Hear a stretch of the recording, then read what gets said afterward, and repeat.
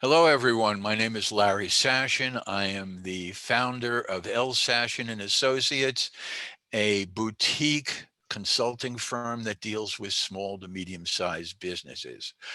Welcome to the virtual breakfast session sponsored by Total Food Service and L.Sashin and Associates. And today we've organized a panel to discuss outreach and growth in the next normal. We've all been through, over the last 18 months or so, we've all been through hell and back with, and our message has changed radically, up and down and up and down. We started with, hey, we know you're in the stress. We're here to help you any way we can. It moved to, hey, we're open. Please help us. We don't want to go out of business. And from there, it moved to, hey, we're open.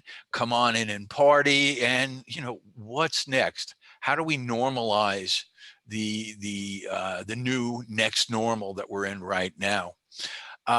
Before we go into the discussion, I'd like the panel to introduce themselves. We'll start with Robert. Robert. Hi, my name is Robert Zimmerman. I am the Global Media Managing Director for Wise Collective. We are an integrated marketing firm, of which we handle people in the hospitality industry, as well as sports media, entertainment, and cannabis. Been in the industry longer than I care to actually admit. I've handled numerous restaurant openings in Los Angeles, New York, Boston, New Orleans, Connecticut, Roppongi, Japan. I'm happy to be here. Thank you. Pete. I'm Pete Holmberg. I'm Director of Content at Wise Collective. I work with Rob. He just described our firm. We are in the cannabis space, sports space, and advertising technology. I have a broad history in the hospitality industry, having launched several properties, launched Beach House Turks and Caicos, in Turks and Caicos, a luxury resort, represented St. Bart Properties, been their agency of record. And for 7 years, I was on property at the New York Palace and the Plaza Hotel. I ran communications at the Palace Hotel when Le Cirque left, and we replaced Le Cirque with Gilt, and I was part of the naming process and launching process there. I also, in the early part of my career, spent 7 years through college in my early 20s as a waiter and bartender. Happy to be here. Thank you, Pete. Thank you. Larissa. Good morning. My name is Larissa Montecuollo. I'm a partner at Trillion. We're a creative agency located in New Jersey, and we specialize in hospitality marketing for all sorts of restaurants and catering businesses. I work with single unit operators, mom and pops, and I also work with stadiums on their food service creative and marketing needs. Thank you. Joyce. Good morning, everyone. I am a senior contributing writer and an editor of the news column for Total Food Service, which is a business-to-business publication for the industry. And I have a long history in hospitality, in consulting and culinary education and nonprofits. I launched the Careers Through Culinary Arts program and served as their communications director for nearly 3 decades, and worked with young people to bridge the gap between education and the industry. Thank you, Joyce. Bob.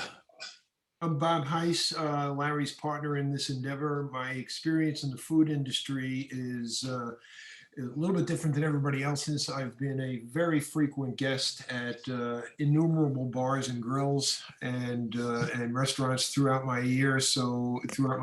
Decades worth. So that's what I'm bringing to the table. Thank you, Bob. And Bob is the person you'll be in direct contact with if you have any questions or make any comments. Last but not least, Will. Hi, good morning, everyone. I'm Will Sears. I'm a founding partner of Field Trip. We have 3 locations in New York, Long Island City, Harlem, and recently opened Rockefeller Center. I also oversee the hospitality division of Ring on Hook. So I have 22 hotels in my portfolio. About half of them are full operations, and then the other half are just food and beverage component of the hotel. So super happy to be here. Yeah, and notice that that's not his office, that's not his living room. Will is opening a new restaurant today. Is that correct? We're opening a new hotel today. We're opening Oh. Vera Bradley's new hotel in Fort Wayne. It's their first, so we're pretty stoked about that. But it's a beautiful property. Okay, great. Good. All right, so we're going to start with this, and panel, please pipe in if you have the feeling. Will, you're opening a new endeavor today. The message, as you know, has changed over the last 18 months. What are you doing for outreach? How are you bringing guests in, overcoming the fears and doubts they may have? So if I give you a 2-second snapshot, right now we are opening a hotel in Fort Wayne.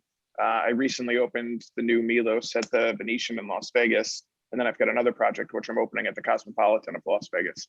And I think that the outreach is really driven by who you're looking to bring in and how you're looking to accommodate those guests.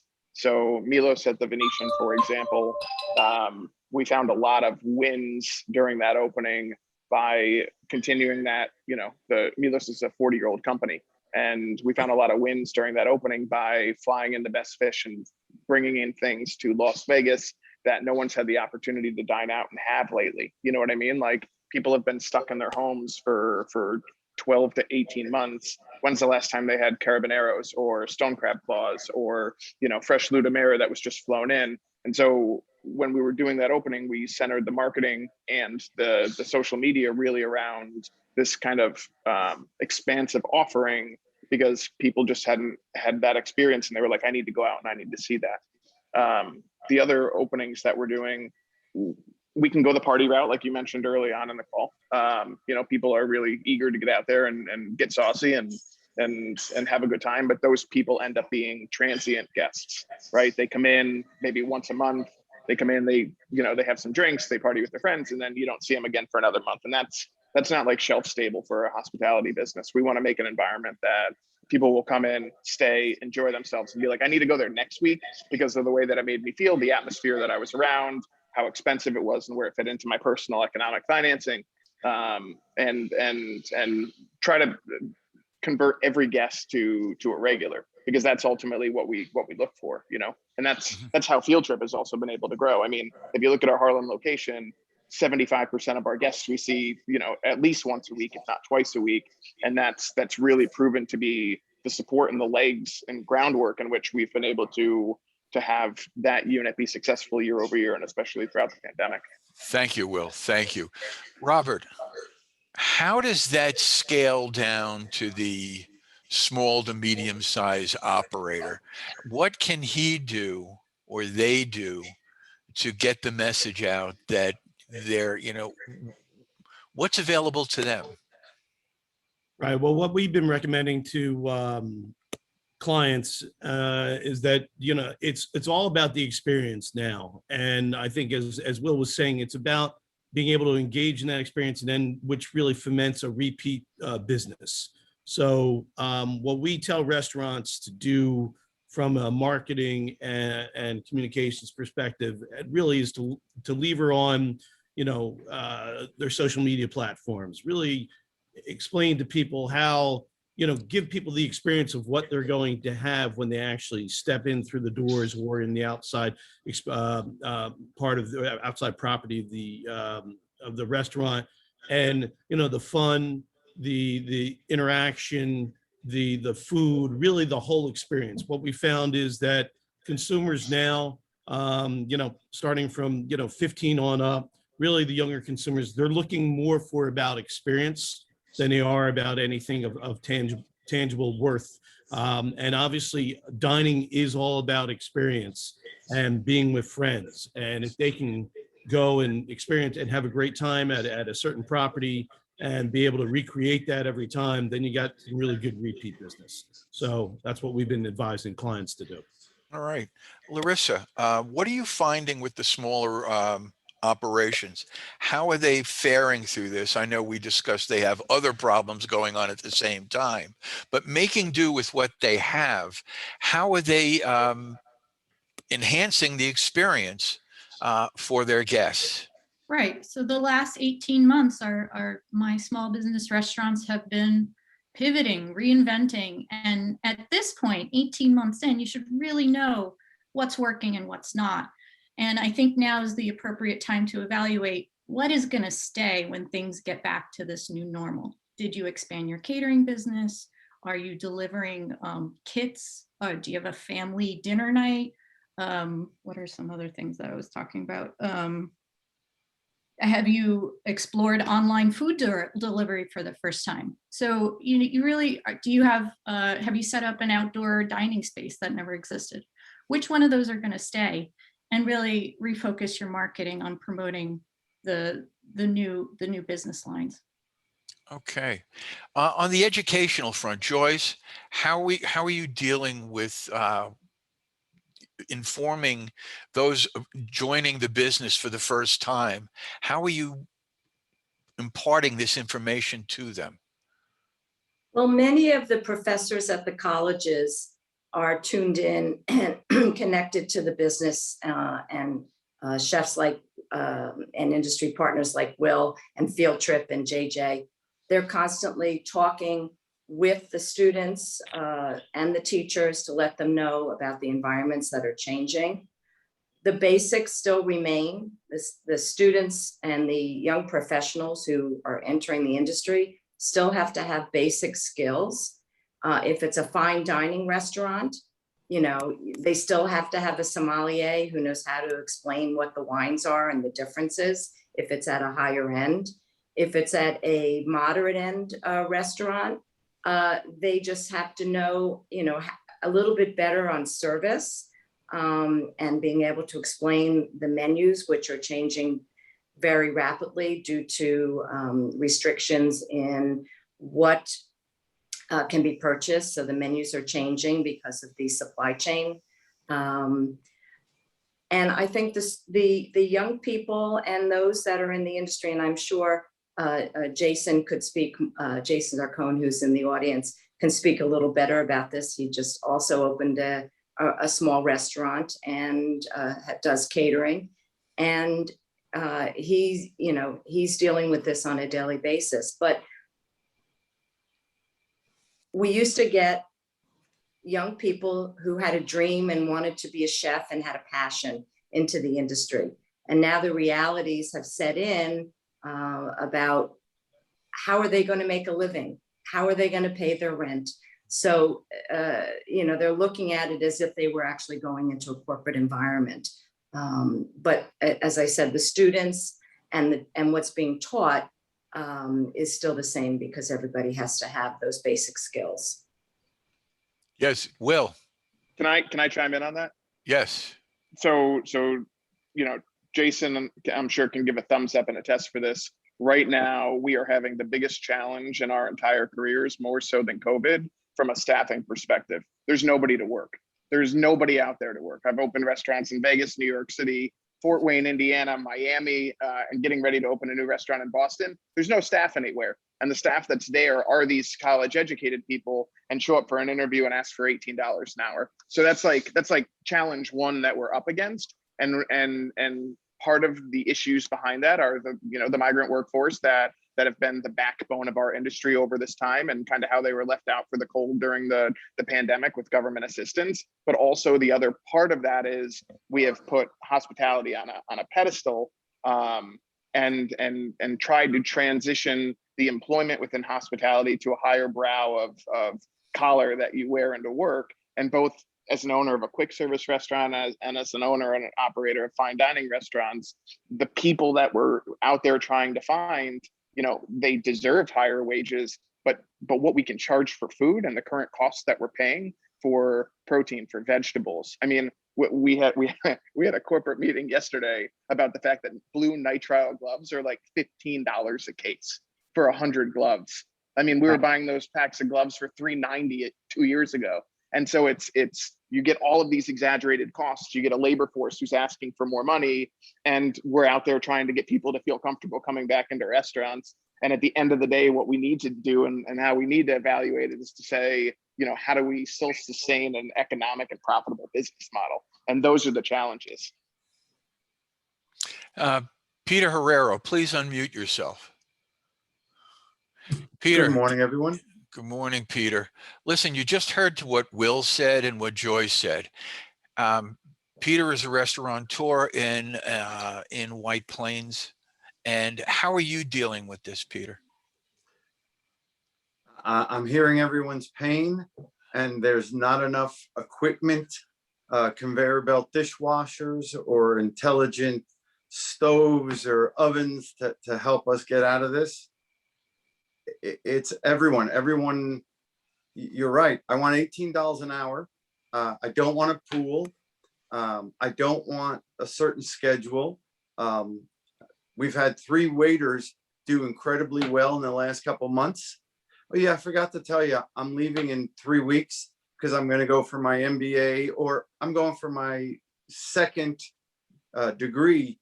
Are you going to work part-time with us, like double on the Sunday? I don't know. I'll let you know. It is amazing.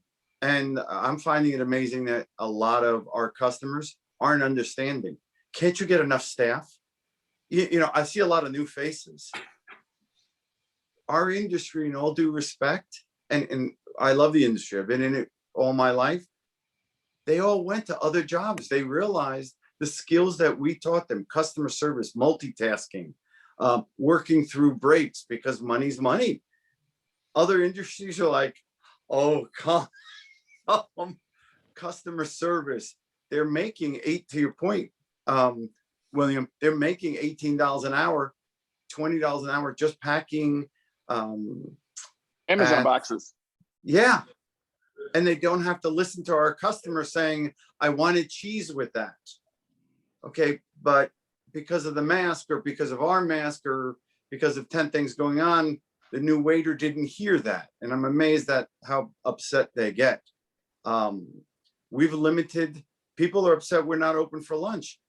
No one's in the office. Who's going out for lunch? Who's going out for happy hour? No one.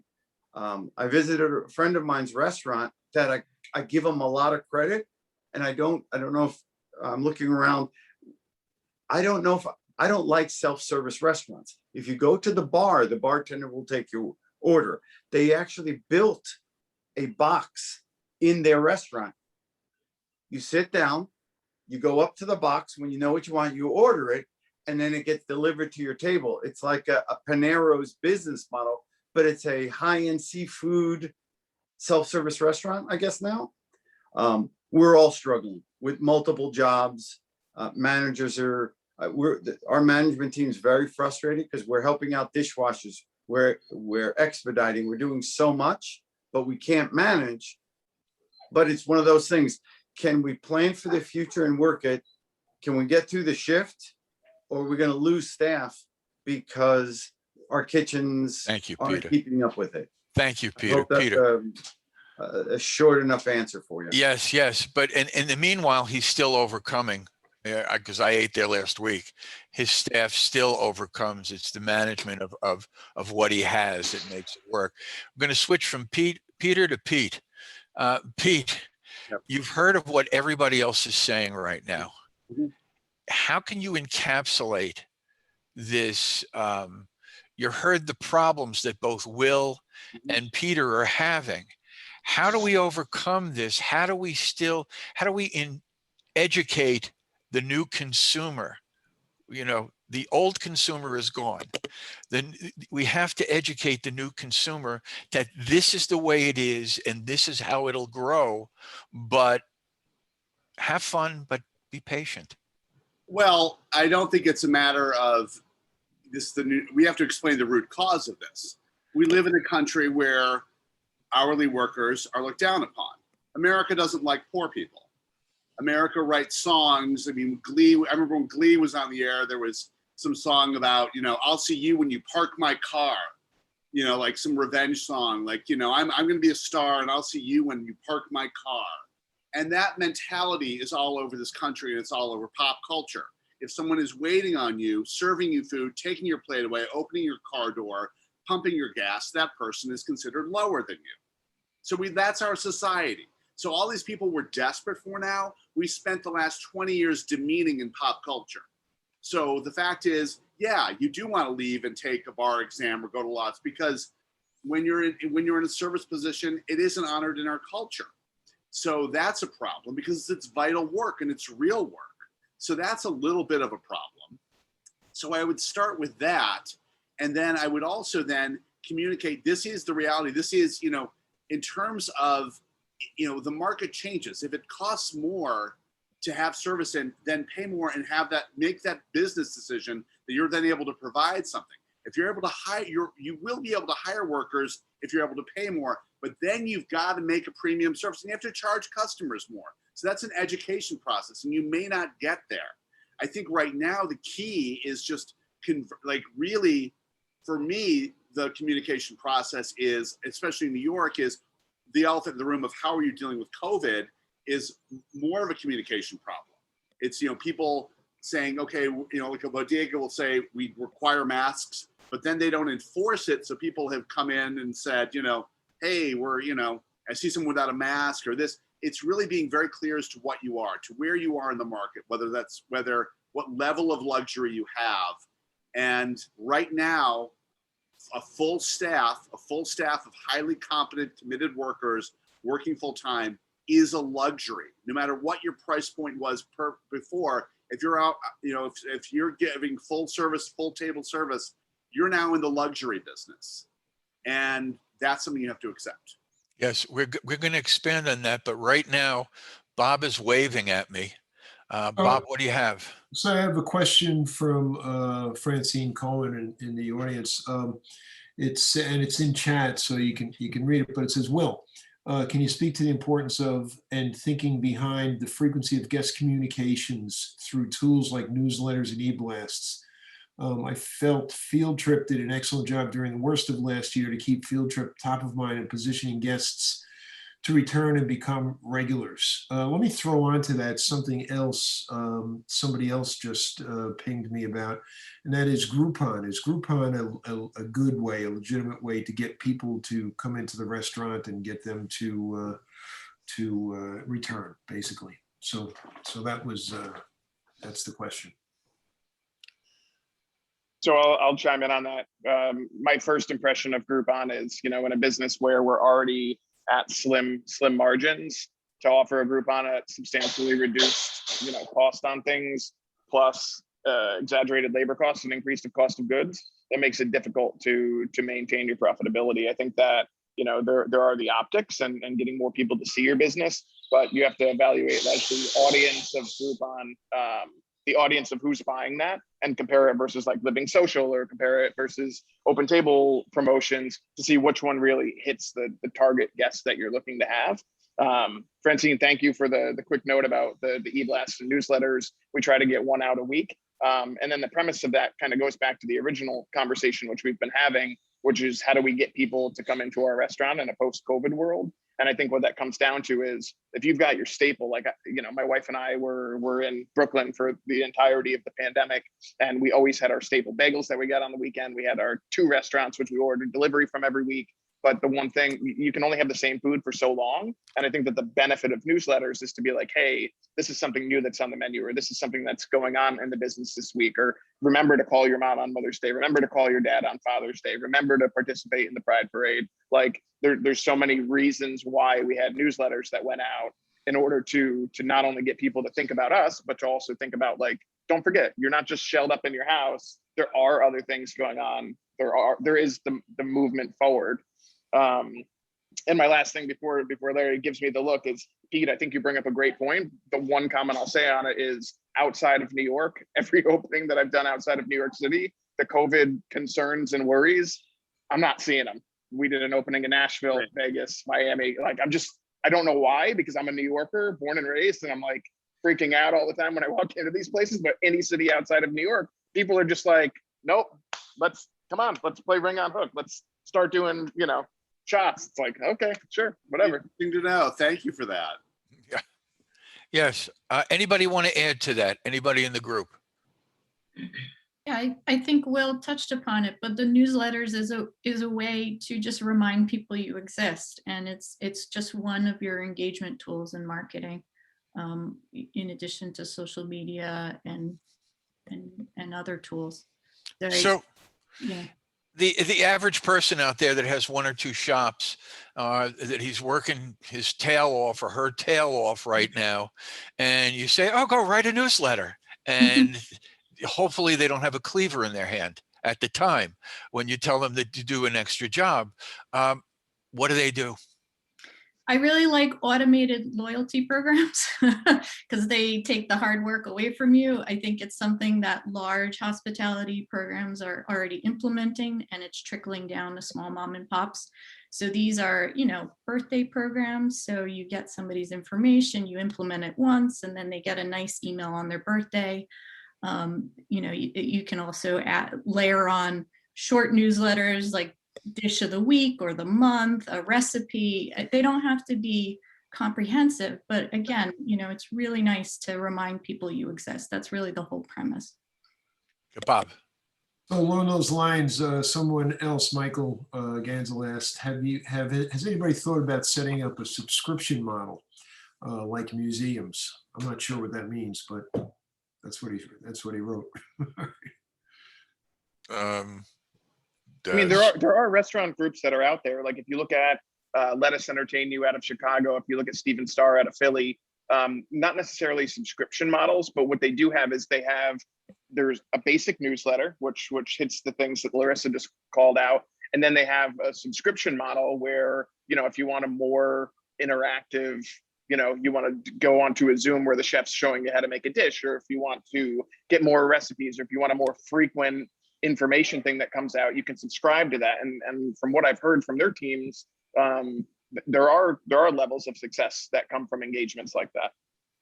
Yeah, I can build upon that. So if a restaurant has a secret sauce, a line of barbecue rubs, anything that you're packaging, wines like that, the subscription model works really well. Because, and I think also the subscription model they might be talking about is something akin to Gym Pass, which is a select series of, gyms. You pay a monthly fee and you're able to access them. Probably the subscription model might be similar to being able to get some kind of discount or something of that nature at a series of restaurants. But again, as Will saying, how much of a, model can you sustain, if even looking at when the numbers are so razor thin. So I think, to Larissa's point, really, engaging your audience, maybe bringing them back into the kitchen for something like look, here's how we cook a steak. Here's when if you want, yes, it's not, you don't want to encourage people to cook at home, but showing them some of the tricks of the trade or some of the unique features as to why, the food and the preparation and the experience that they're having at whatever restaurant it is so great, so experienced. And obviously giving them that kind of special VIP experience is also something that people always like to engage with. Mm-hmm. Does it take extra time?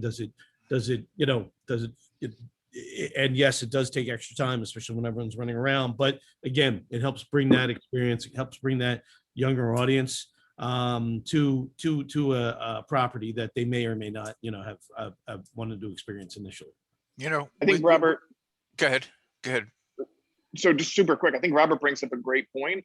While they're not super popular or super well known in New York, the Shen Road to Sears in Chicago, they've got a lot of restaurants like the Boca Group have those subscription models with those guys, and they do these monthly dinners, and that not only gets more Shen people to join the Shen, but it also brings people into the restaurant. And by being part of that subscription model, you can have first access to the dinner reservations, the dinner tickets, and like things like that get people excited. Like, when Field Trip was doing pop-ups at Chef's Club Counter, and then JJ ultimately did his Chef's Club experience, like members of our web blast got those notifications first, and then had first access to the reservations before we even opened at Open Table.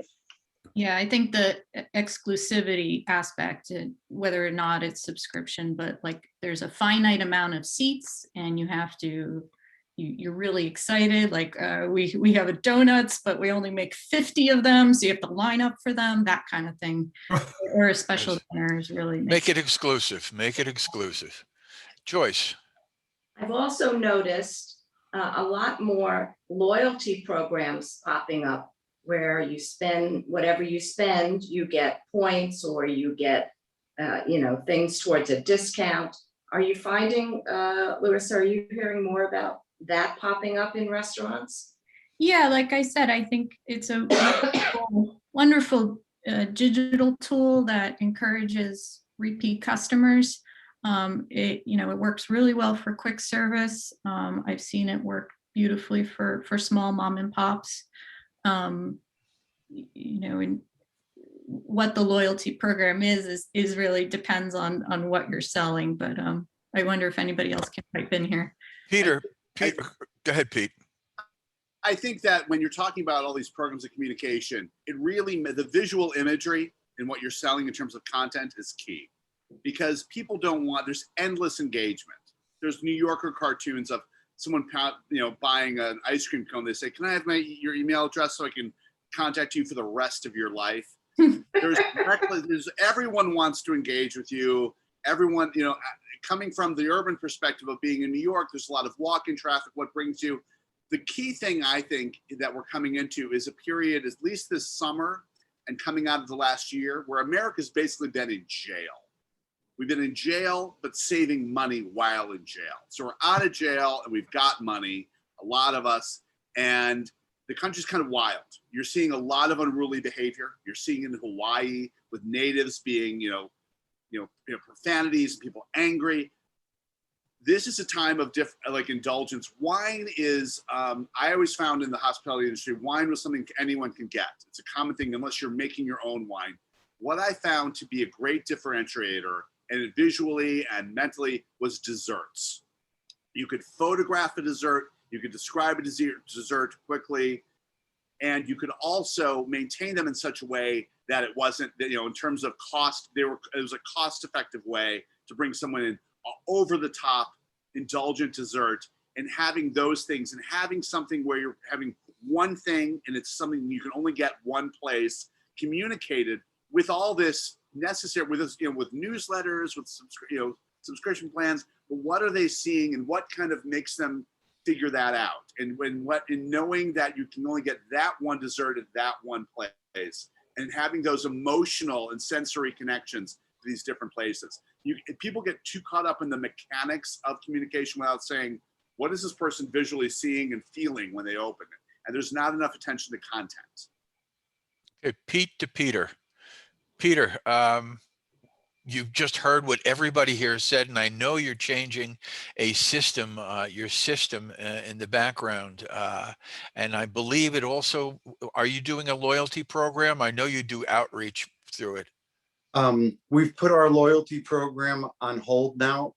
To everyone's point, our margins, I don't want to win the race to zero. So we're struggling with that balance of the amount of business that we do that is profitable and that we can do with our staff. We are revamping, and if I can, I'll mention, we just went from and I won't say who I'm leaving, but to Toast, because we were looking for a larger platform for all our brands. And it's strange, we have a brand that's in hospitals. So it's funny that you want to try to do a loyalty program in a hospital because we have organic cafes, but our restaurant is about 8 blocks away. And it's funny, nurses, doctors, technicians do go out to lunch and dinner with their family from time to time when they're not overworked. It's a strange place to put on for us, our loyalty program on hold because our margins were zero. What I'd like to ask the group though is of that automated newsletter, does anyone have, would you mind just saying the new automated newsletter that you have and why you like it? You mean the service they're using? The service they're using. Larissa, you had mentioned about the automated newsletter Yes. services. Yeah, it's usually integrated in your point of sale system, but there's third parties like Fishbowl I don't know if you're familiar with that one. That's who I had. I loved Fishbowl. We just moved to active. I'm losing my brain cells. No problem. Active marketing or active list or something. I I'll be like very Fishbowl for appreciative many that you years. forgot their name.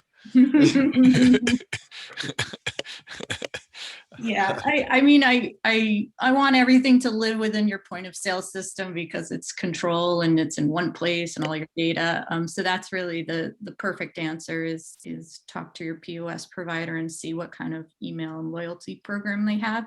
And hopefully there's some kind of automation aspect in there.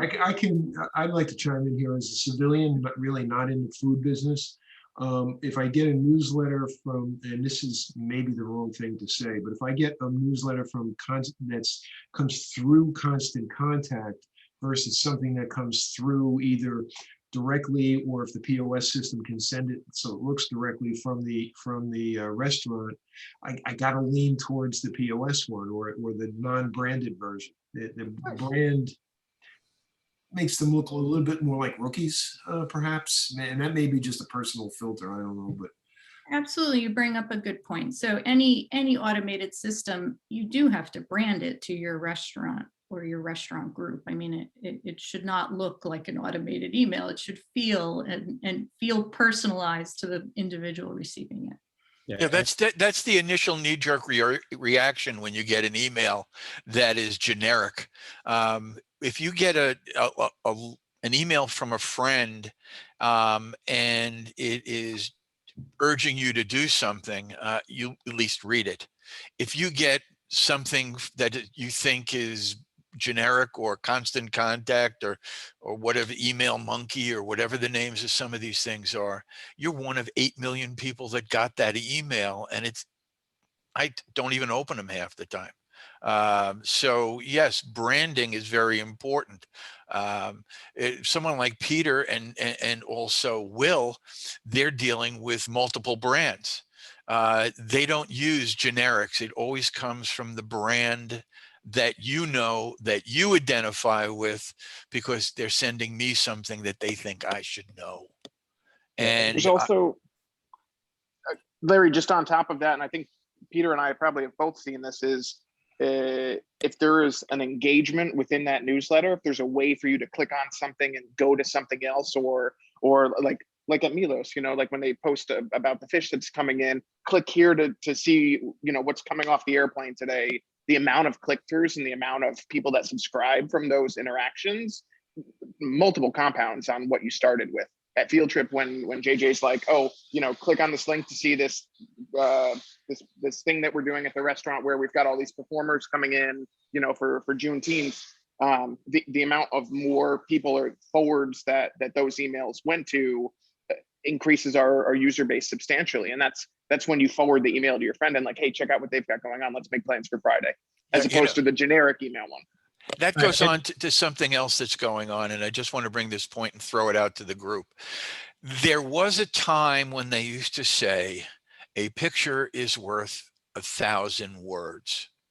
Well, nobody reads 1,000 words anymore, and a picture has become part of the wallpaper of life. That link should go into someone that's moving, something that's happening, because I try to say the younger generation, I don't have time to read. I don't have time to look at things. I want it spelled out to me in 15 to 30 seconds in a video. Throwing this out to the group, how do you feel about this? The world is living in a 15-second soundbite. We've been living in a 15-second soundbite for way beyond, just the last couple of years. And the way everyone's consuming content is primarily right now through video, as you're saying, especially people in the younger demo. I mean, you can even see it when you're out. People have their phones glued to their faces and they're watching something. I've been in restaurants where people not even talking to each other because they're watching videos on Instagram or TikTok or whatnot, which kind of makes for an interesting situation.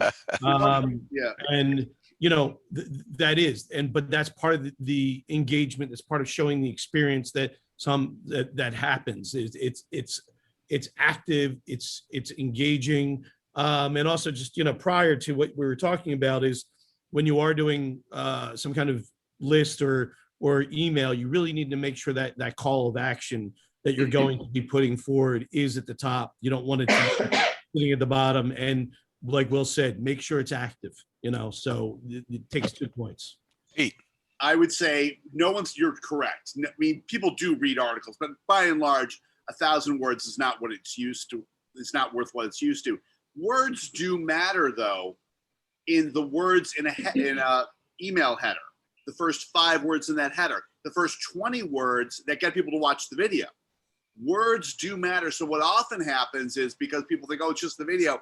Well, yeah, but they make that. And so word choice matters. Keywords matter in the evocative language. And so, yeah, if you're dealing with 20 to 30 words, it's not a 2-second process. It's not 5 seconds to come up with those. It's a long, it's A/B testing. It's what works, what doesn't. It's sending out different things. A header is everything. Headlines for byline pieces to make or break. So really, it's it's not as many words, but the attention to the words is twice as what it used to be. Mm-hmm. Give me an idea of a header. We're opening a new. We're having a theme this month. We're going Italian. What is that? How do you draw them in? What is an example of that 5-word header? And here's the thing. That takes hours, Larry. That's hours of my work to sit down with the chef. It's not something here's the thing. There's no way I can do that on this call because that header is at least a 1-day. It's hours, and it's what it's saying is there is no give me a header. That's a huge thing. Mm-hmm. That's like saying to me, give me 1,000 words. We need to start paying as much attention to that header as you would to writing 1,000 words because people devalue that. And so you have all these crappy headers and these crappy intros. Sorry for my language. So no, it's a huge deal. An intro would be seriously, that's 3 billable hours to do the right intro and the right header. That's major work. And we've treated it like it's nothing. And you get these newsletters where they think, oh, here's the header. They spend all this time on the newsletter and then the intro is nothing. So the intro is huge. So it's what I'll say to you is whatever it's going to be, the process for getting there, if you're doing an Italian month, is to figure out how it's authentic to Italian. What's the connection? Who's the consumer base? Is there a region? Is there something there? Is there a play on words because you're focusing on is it Northern Italian? Where can you find that thing and what's going to work and where are you going to have that aha moment? And that's a real big process. Okay. Yeah. I'm trying to get this scale down to someone who has 1 or 2 restaurants that can't pay you 3 hours to do this. Then you don't have to necessarily pay them. It's not a quick, if you don't have the time, if you're sending out an email, you need to take the time to figure out the header, whether that's paying someone or talking yourself, but it's never going to be a quick process. Maybe you're brainstorming with your staff.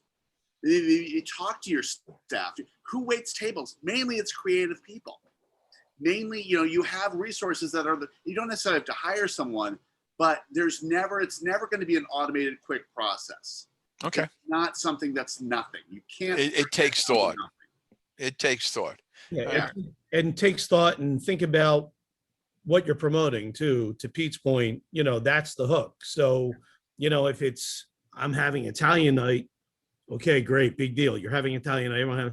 But if you're having Italian night that has certain really special ingredients, tomatoes from San Martino, a certain truffle that's coming in, something that's going to really enhance what that experience is, you have to make sure that is really the hook, or that's really the hook, because that's really the experience hook that people are going to have.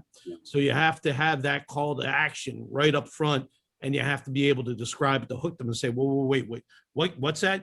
I can get black truffles, for, $5 on top of my pasta. Again, I'm, just winging it here. I'm not trying to say that someone's going to be spending only $5 on black truffles, but that's the point is, like, think about what that unique thing is and what that hook is that's really going to make Italian night that special. And that has to be in, to Pete's point, in those first 20 to 30 words. And you have to back it visually. You need art, either video and photo, just somewhere someone can send it. So you need the visual backup to that.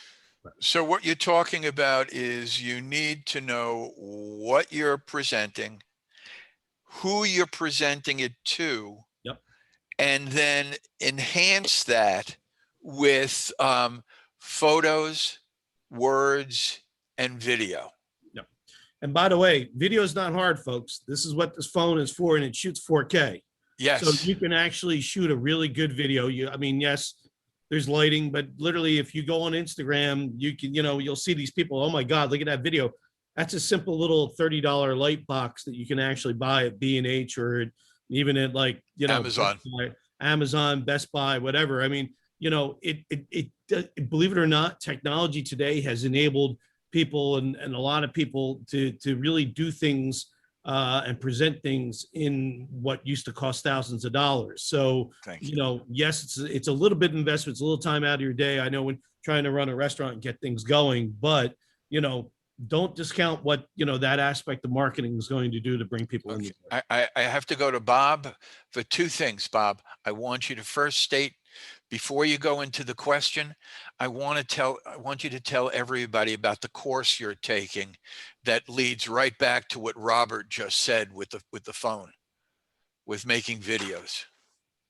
Yeah. You don't need to say the name of it, but Right. what course you've been taking. Well, I don't mind saying the name of it. Video Socials is a group that teaches you. You go on this particular platform, and it's a group of people about a group about the size of this panel that you produce and make a video, 3-minute video while you're on the call with everybody and get criticism and helpful suggestions from everybody else. So check out Video Socials. It's an interesting platform to do that. The comment I wanted to make is not from the group, actually, it's my own, that everybody is talking about some very, very classic marketing requirements, right? You have to have a really good headline. You have to have a very prominent, recognizable call to action. There's got to be video and pictures, particularly in the restaurant hospitality business. All of that is, and everything else everybody said, is standard marketing practices these days. So you can't market without that stuff. One other thing that nobody has mentioned, and I'm wondering how to do it in restaurants and hospitality, is personalization, because the key word for the last really 15 or 20 years in marketing has been how personal can you make it, because that grabs people and that makes it happen. So I'm wondering, has anybody been successful personalizing a marketing experience, either to existing customers to bring them back, or for a brand new demographic that you're trying to market into? Folks? Apparently not. I was wondering, Peter, please. I do, to Robert's and Pete's, that stuff is phenomenal. And I'm feeling like that one unit operator because it's funny, we run one unit restaurant. We have 5 other brands. And though it's a hospitality company, we can't get a common thread to the companies other than hospitality. I would say, and it's been great for us, look for that common thread of low-hanging fruit. And I hate to go back to our basics, but I do believe what we're going through, there's some great opportunities to learn, but our basic birthdays, anniversaries, graduations, Mother's Day, if it ever comes back, it'll always be there. Is where the day-to-day restaurateur, if it's the Wine Wednesday, they can grab their wine distributor, and I need 3 cases of wine for the Italian dinner, Pete. It's a Super Tuscan. What's a Super Tuscan? It's a little educational, it's a little tasting, And then you get to vote at the end what you like. I think it's hard for everyone when there's so much going on in our industry right now, that for that 1 or 2 unit operator to keep it simple and repeatable, because there's so much work. And these campaigns that you gentlemen are talking about are hugely successful. The differentials, unique selling propositions, they're all great. But a lot of operators, including myself, and we had a couple hundred staff members. We went down to 19 at the beginning of COVID. I don't think I'll ever recover. We will grow beyond it in 2022. But honestly, I've lost people. I love them. I miss them. They took pictures. They dressed up my dog. If you want to laugh, I had a 14-year-old Labrador in the office. That was our campaign to get kids to work with us. Charlie had sunglasses, a t-shirt. It was hysterical. I don't know if I'll ever get to that level again. I'll be in another place. But for the single operator or the two, they got to keep it simple and repeatable. I don't know where everyone stands on this, but it's just my opinion. Thank you. Jason Zarcone, please unmute yourself. Jason, how you doing, Jason? Give everybody a 10-second of who you are, what you do, and what you just chatted with me about with the identifying things. Well, I'm a chef that was, worked on a line of restaurants, and now I am full-time in a personal chef and catering business of my own. Okay, and you just mentioned about a picture and illustrating things to people. You tell me that every time you go someplace, your world is different. Your world is different because, so how do you get that point across to your client, patron, or whatever you want to call them at the time? How do you bring things to life for people?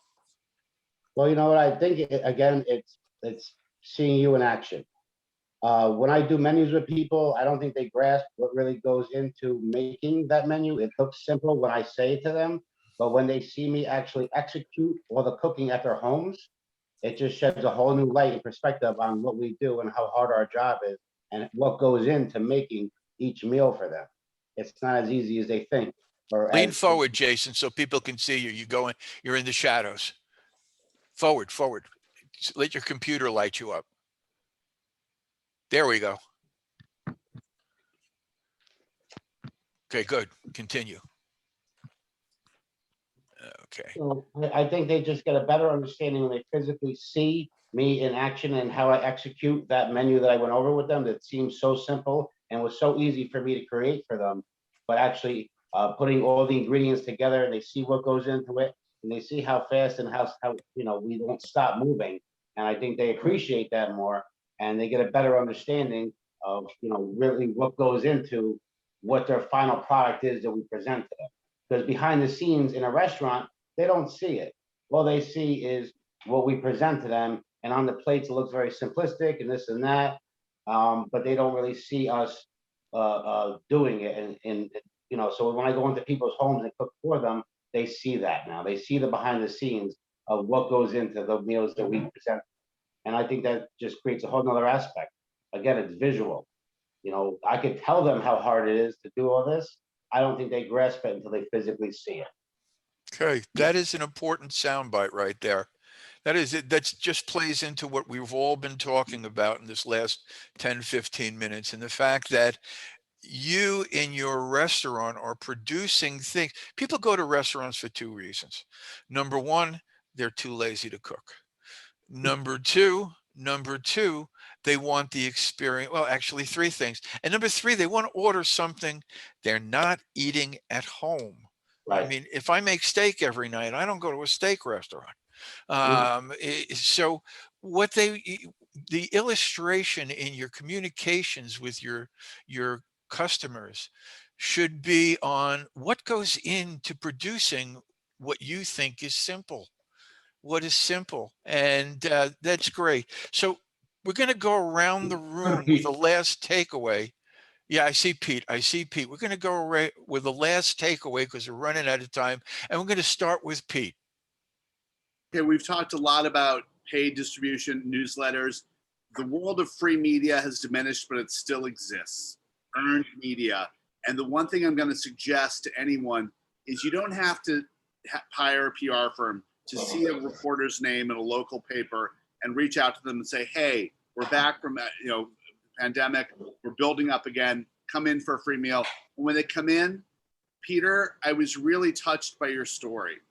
And I think to show the vulnerability that we're all, the people who've been working through the pandemic with the public, I don't work with the public, I'm a content creator, to share that story, to be vulnerable, and just to send someone a quick email, invite them in, and when they get there, tell them who you are and show them who the restaurant is. The best gift you can give anyone is who you are. And it's very old fashioned, but it could lead to press coverage. And we haven't really touched on that because that goes everywhere.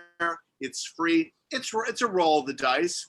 May happen, may not, but don't worry. It's not rocket science. I was writing to reporters when I was in my 20s and I knew nothing. Thank you. So just do it. You don't have to hire anyone, but reach out, put yourself out there, and then share who you are. Because Peter, I guarantee if a reporter sat down with you, heard what you just said to me, they'd be on your side and you'd have an ally there. Thank you. Thank you. Larissa. So I think ongoing marketing has never stopped and it never will. We've talked about some of the different ways you can communicate with your customers and future customers, but I think putting a schedule that aligns with holidays, what's going on with your restaurant, new dishes, what's new, and the season. If putting it down on paper really helps you get organized and commit to doing one newsletter a month, posting twice a week, either your content or users' content. So you can repost. There's a lot of different ways to make your job easier. And really assigning somebody, whether that's a server who has an interest in photography or finding somebody, an outside consultant, to help you get on a schedule. Thank you. Joyce.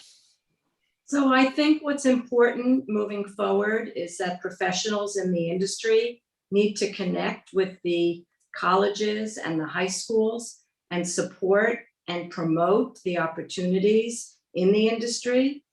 Communications is something that a high school student can actually do an internship. They know how to make a video. They're on TikTok. They're on, it's second nature to them.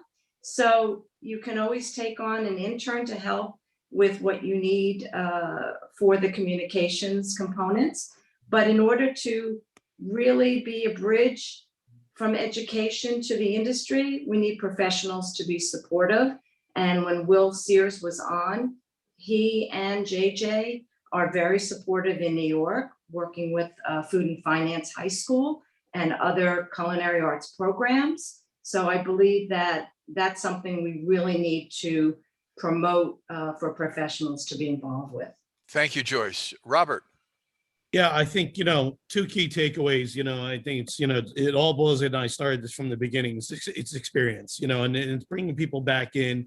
And even as a small mom and pop, when you walk in, if you have a regular, throw them that extra drink. Like, though it's a little bit of experience. It makes someone feel special. You want someone to feel special when they come into your establishment, and you know what? Hey, we go to the restaurant, we're not expecting it, but it's always a nice gesture to do something just that makes you feel a little bit special. So, and then that's number one. Number two, again, as we said, even as Jason was talking about, show people what the experience is, show people why coming to your establishment is special and what's so cool about it.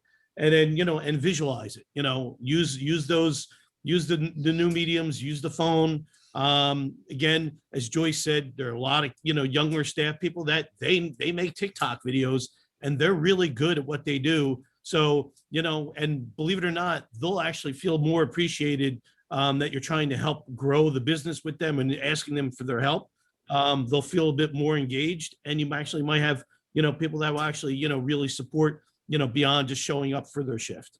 It's also another good thing to put on their resume. Jason. Yes, Larry. Yes, just last takeaway for people. I'm sorry, what was that? Just a last takeaway, any experience, just 15 seconds of what you think is important. Well, again, I think in this business, visuals is extremely important, especially on your social media. Just for a quick example, if I were to post a particular house that I'm at to do a dinner party for, and I just wrote what I was making versus putting a picture with the text, you get more responses with the visuals than you do the text. And I also believe that you have to, if you're the executive chef of your business, of the restaurant, or the owner of the restaurant, nowadays you have to sell yourself. You have to put yourself out there. You have to meet and greet people on social media and in person.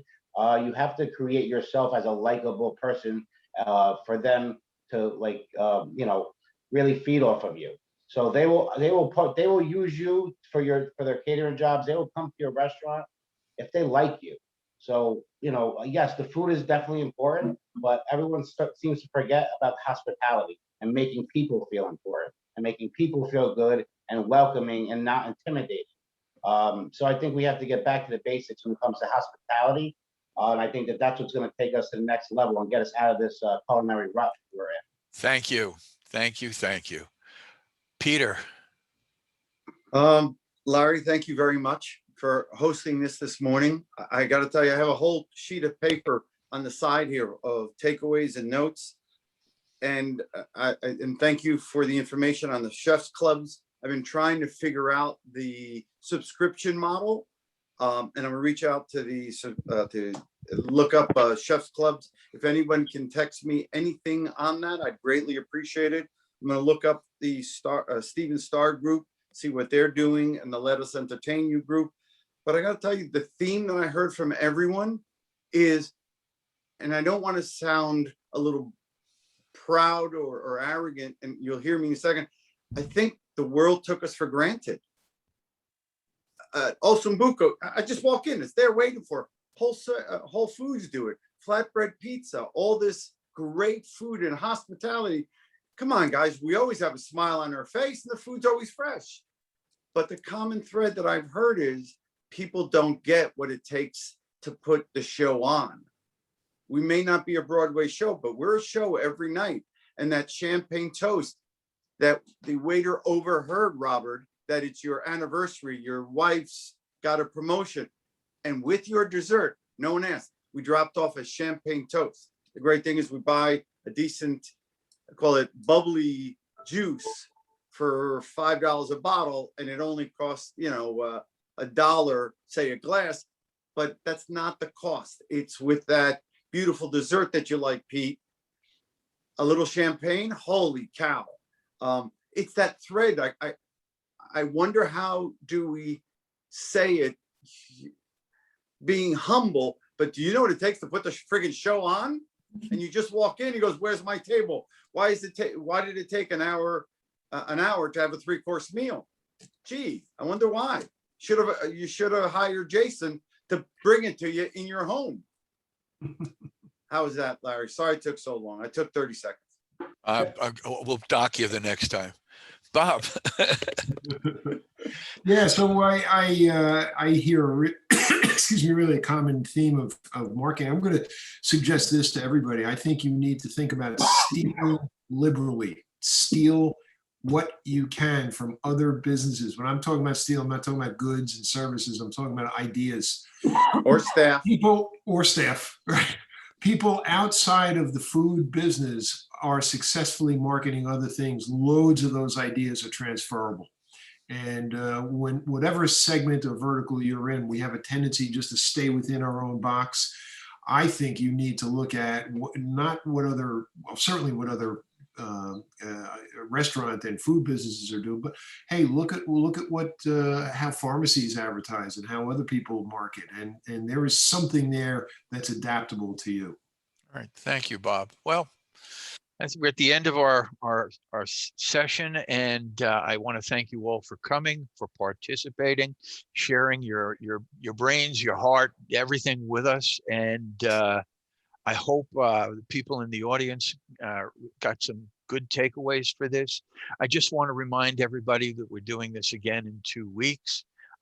This time it'll be about cybersecurity in your restaurant, something that is near but not too dear to all of us, but very important. Two last takeaways. Everybody, please stay positive and test negative. Bye, folks. All right. Thank you, Larry. Take care. Bye. Bye Bye-bye. now. Good luck.